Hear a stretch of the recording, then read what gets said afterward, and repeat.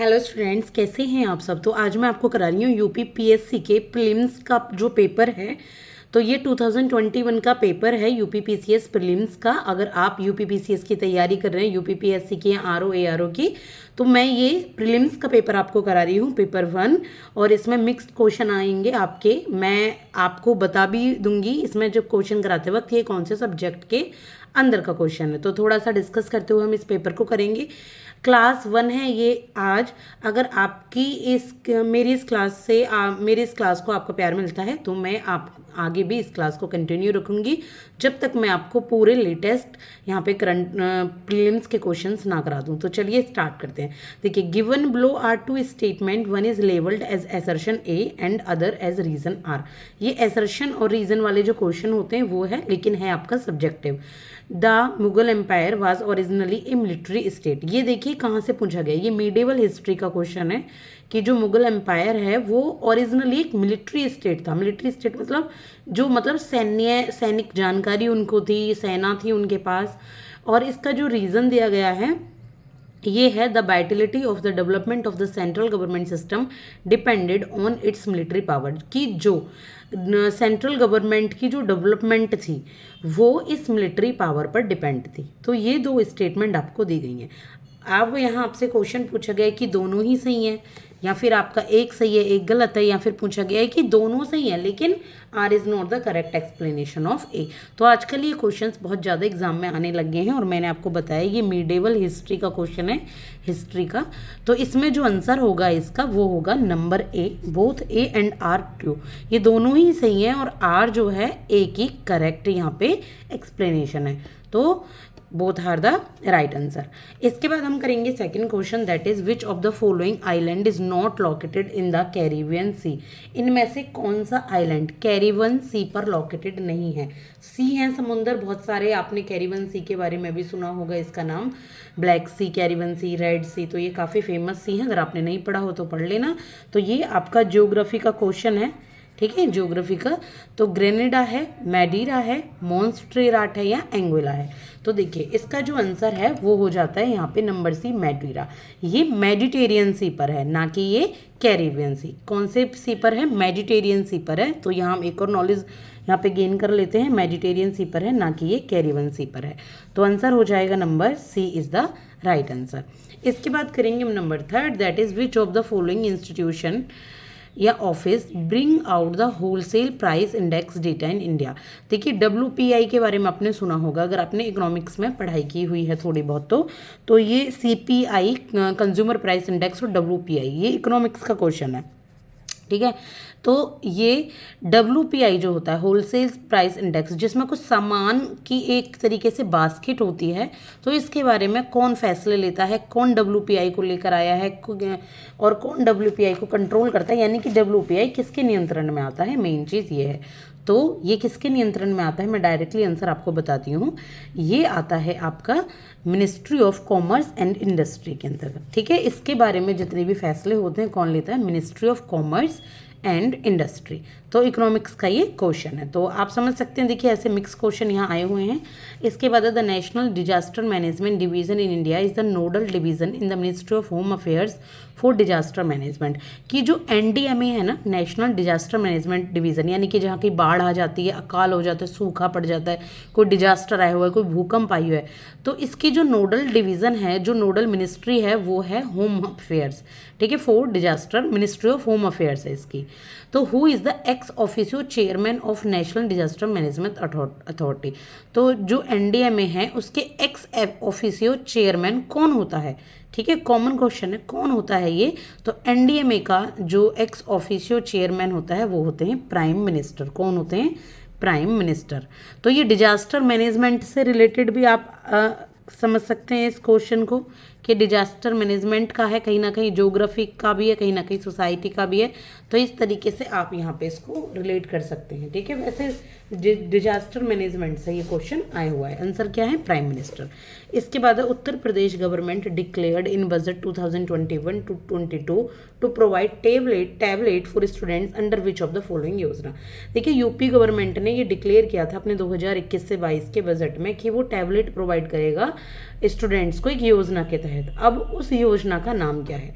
तो वो जो योजना है उस योजना का नाम है अभ्युदया योजना। ठीक है, अभ्युदया योजना। तो number A is the right answer. ठीक है, अब इसके बाद है which of the following is not a major cocoa producer country. Cocoa को प्रोड्यूस करने वाला जो आपका चॉकलेट होता है, कोको होता है, कॉफ़ी पाउडर, यानी कि कोको को प्रोड्यूस करने वाली इनमें से कौन सी एक मेजर कंट्री नहीं है, यानी कि बाकी तीनों ज़्यादा कोको प्रोड्यूस करते हैं लेकिन एक जो कंट्री है वो इनमें कम कोको प्रोड्यूस करती है। तो देखिए जो मेजर कंट्री नहीं है वो है लातविया। कौन सी है? लातविया। ठीक है, number A is the right answer. और इसके बाद है question number 7, that is which of the following articles of Indian constitution is related to contingency fund. किन में से कौन सा आर्टिकल कंटिंजेंसी फंड के बारे में बात करता है? देखिए कंटिंजेंसी फंड क्या होता है बताइए। कंटिंजेंसी फंड होता है जब कोई अचानक से कोई आपत्ति आ जाए, देश में कोई विपत्ति और कोई अचानक से खर्चा आ जाए, जैसे वॉर हो गया या फिर कहीं पे सूखा पड़ गया, कहीं पे आपका बाढ़ आ गई है, कहीं पे आपका भूकंप आ गया, तो अचानक से गवर्नमेंट को फंड चाहिए होता है ना। तो ये अचानक वाले जो पैसा निकलता है वो कंटिंजेंसी फंड से निकलता है। तो कुछ जो कंटिंजेंसी फंड का आर्टिकल होता है ये है आपका आर्टिकल नंबर 267, आंसर नंबर सी।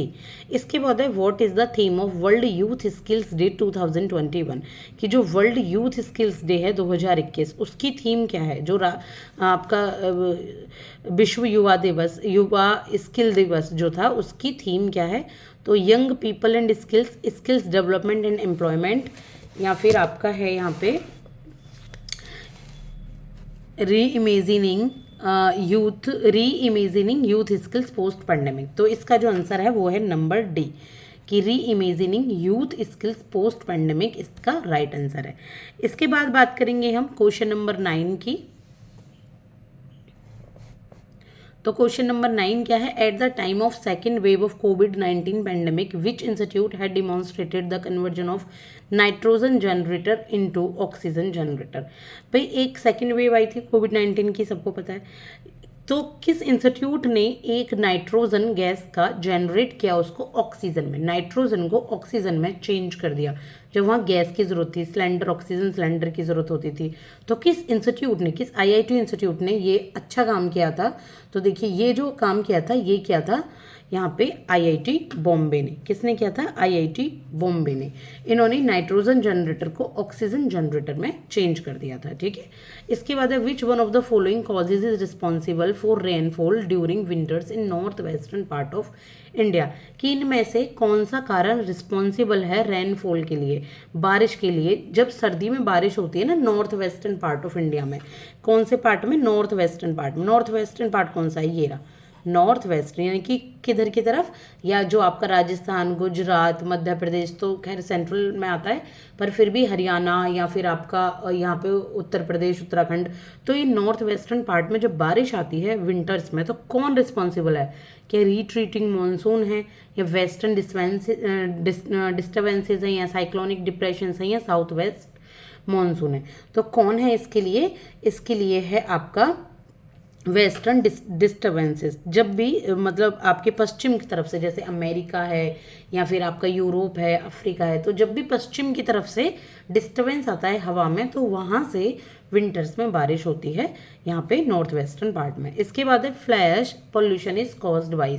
जो फ्लैश पॉल्यूशन है वो किसके कारण होता है? फ्लैश पॉल्यूशन, फ्लैश मतलब जो ये ऐश उड़ती है ना हवा में, जो राख उड़ती है, ये कभी कभी पॉल्यूशन देखा होगा हवा में ऐश उड़ने टाइप का पॉल्यूशन, तो ऑयल रिफाइनिंग से होता है, या थर्मल पावर प्लांट से होता है, या फर्टिलाइजर इंडस्ट्री से होता है, या फिर माइनिंग से होता है। बताइए क्या होगा इसका आंसर? देखिए इसका आंसर है थर्मल पावर प्लांट। जो थर्मल पावर प्लांट होते हैं जहाँ बिजली वगैरह बनती है, तो यहाँ से सबसे ज़्यादा फ्लाई ऐश पॉल्यूशन होता है। इसके बाद उत्तर प्रदेश स्वामी विवेकानंद ऐतिहासिक प्रयत्न यात्रा योजना 2021 was introduced by the UP government for which of the following people for religious travel. जो उत्तर प्रदेश में एक स्वामी विवेकानंद ऐतिहासिक प्रयत्न यात्रा योजना स्टार्ट हुई थी 2021 में, तो उसको इंट्रोड्यूस किया था यूपी गवर्नमेंट ने। तो किस टाइप के लोगों को रिलीजियस ट्रैवल वहाँ पे फ्री करने के लिए कहा गया था? तो ये थे जितने भी लेबरर्स थे, कौन थे? ये लेबरर्स के लिए थे, जो भी यहाँ पे काम करते थे, जो लेबरर थे इसके अंतर्गत। देखिए ये जो क्वेश्चन है ये आपका करंट अफेयर का है, ठीक है। जहाँ पर भी 2021 का पेपर है, 2021 के बारे में पूछा जा रहा है तो वो करंट अफेयर का। मैं कुछ में नहीं बता पाई हूँ, लेकिन आप एक बार पॉज करके पढ़ें। आपको जैसे फ्लाइज पॉल्यूशन की बात करें तो ये एनवायरनमेंट का क्वेश्चन हो जाता है, ठीक है। रेनफॉल की बात करें तो ये ज्योग्राफी का क्वेश्चन हो जाता है। तो इस तरीके से आप ना बहुत आराम से इनको आंसर को निकाल सकते हैं। इसके बाद है which one of the following reflects back more sunlight as compare to other three. इनमें से सबसे ज़्यादा सनलाइट जब आती है तो वो बैक कर जाती है। सबसे ज़्यादा बैक किससे करती है सनलाइट? सैंड डेजर्ट से, पैडी क्रॉप लैंड से, land covered with fresh snow से, या पेरेरी लैंड से। देखिए आंसर इजी है। अगर आपने कभी कौन नॉर्मली पढ़ा हो तो जो स्नो होती है ना, जो बर्फ़ होती है, फ्रेश स्नो, अगर उससे लैंड कवर्ड और ऊपर से स्नो डली हुई है तो इस स्नो पे लाइट एकदम नहीं पड़ती, बल्कि लाइट पड़ते ही सीधे बैक हो जाती है पीछे, ठीक है। तो ये this is the right answer. अब इसके बाद हम बात करेंगे क्वेश्चन नंबर 14 की, that is in which one of the following cities countries first Indian institute of skills was established. कि इनमें से किस कंट्री के किस सिटी में जो इंडियन इंस्टीट्यूट ऑफ स्किल्स बनाया गया, IIS बनाया गया है, तो किस सिटी की बात की जा रही है? ये है आपकी कानपुर में। कानपुर में first Indian institute of skills establish हुआ। इसके बाद है the winner of the women's single title at the French open tennis tournament 2021 Barbora Krejcikova is एक second is from which of the following countries. भाई विनर रही हैं ये 2021 की, और ये भी करंट अफेयर का क्वेश्चन है, ठीक है। और ये भी आपका एक तरीके से करंट अफेयर का ही क्वेश्चन, इसको भी आप मान सकते हैं। तो फ्रेंच ओपन टेनिस टूर्नामेंट हुए थे 2021 में, तो बारबोरा जो क्रेजिकोवा हैं वो किस कंट्री की हैं? यहाँ पे हमें कंट्री बतानी है, तो ये है चेक रिपब्लिक की। कौन सी है? चेक रिपब्लिक। तो आज हमने 15 क्वेश्चन किए हैं। नेक्स्ट क्लास में मैं फिर से 15 क्वेश्चन लेकर आऊँगी। मैं बहुत ज़्यादा बड़ी क्लासेस नहीं बनाती हूँ, 10 से 15 मिनट के राउंड की क्लास होती है। अगर एक स्टूडेंट 5, 10, 20, 100 जितने भी स्टूडेंट्स देख रहे हैं ना, please like and subscribe. Class आपको बहुत पसंद आएगी और मैं इसको कंटिन्यू रखूँगी। अगर मेरे 5 स्टूडेंट भी देखते हैं ना, तो भी मैं ये क्लास कंटिन्यू रखूँगी, आपको बहुत पसंद आएगी। अगर आप civil services, UPPSC, UPPCS, RO, ARO किसी की भी तैयारी करें तो आपके लिए बहुत ज़्यादा हेल्पफुल है। साथ में आपको एक गाइडेंस भी मिल जाती है कि क्वेश्चन किसका है। और कभी कभी ना जब हम स्टार्टिंग में तैयारी करते हैं तो हम इंग्लिश में इतना उनको नहीं समझ पाते, तो कोई समझाने वाला हो तो हमारे PYQs की तैयारी बहुत अच्छे से हो जाती है। तो best of luck for your upcoming exams. Thank you so much.